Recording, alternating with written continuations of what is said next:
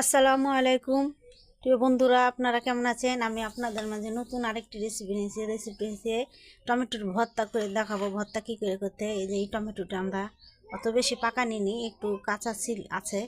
এই টমেটোটা এভাবে কেটে নিব গোল গোল করে, এই যে এইভাবে পিস পিস করে কাটবো।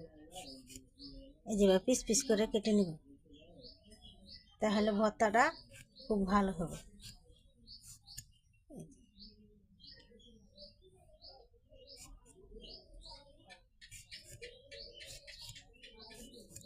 এই যে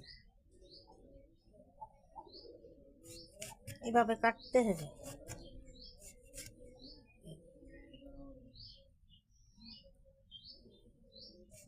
কাটা শেষ, এখন ভর্তাটা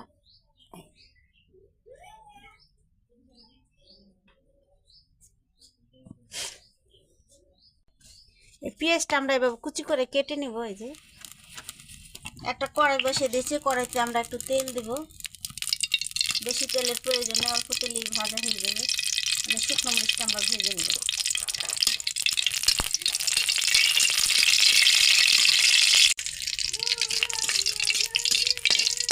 শুকনো মরিচটা ভাজা হয়ে যায়,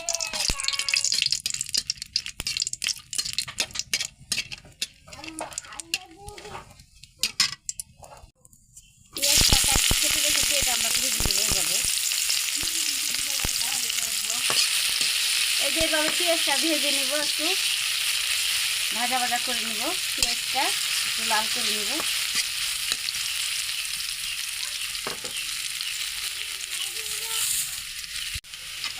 পেঁয়াজটা এই যে ভাজা ভাজা হয়ে গেছে,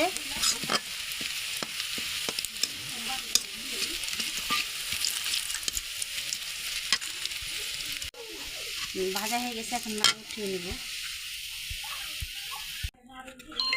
এই যে টমেটোটা আমরা রেখেছি, টমেটোটা হালকা একটু লবণ দিব। লবণ দিব, এই পেঁয়াজের তেলটার মধ্যে ছেড়ে দিব।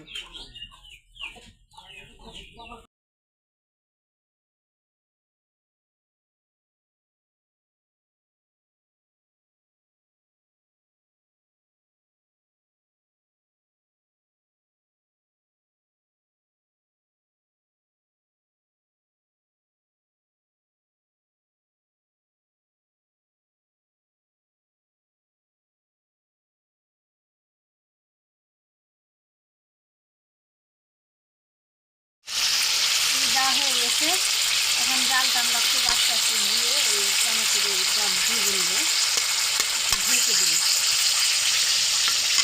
ঢাকনা দিয়ে একটু ঢেকে দেবো আস্তে আস্তে করে।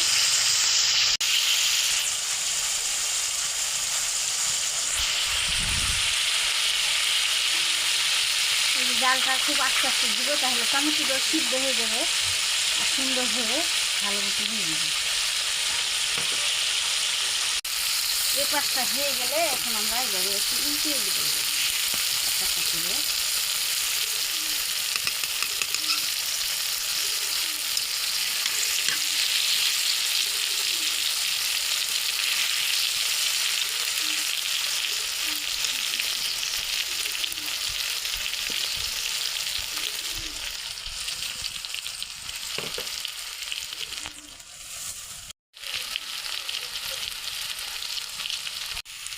এই যে টমেটোটা ভাজা হয়ে গেছে, এখন আমরা নামিয়ে নেব।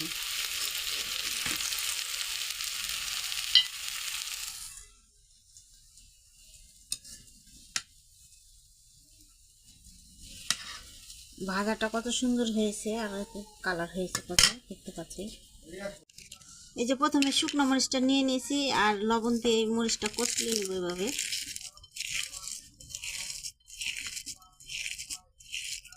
তারপরে এই ধনে পাতাটা দিব। এভাবে ভর্তা করে খেয়ে দেখবেন কত টেস্ট। আর এই যে ভাজা পেঁয়াজটা দিয়ে দেব, মাখিয়ে নিই।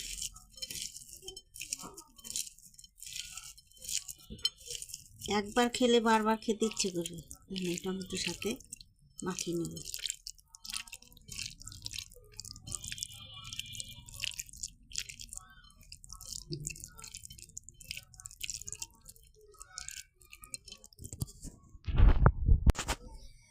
এই যে ভর্তাটায় সামান্য পরিমাণে একটু চিনি দিয়ে দিব পরে অবশেষে।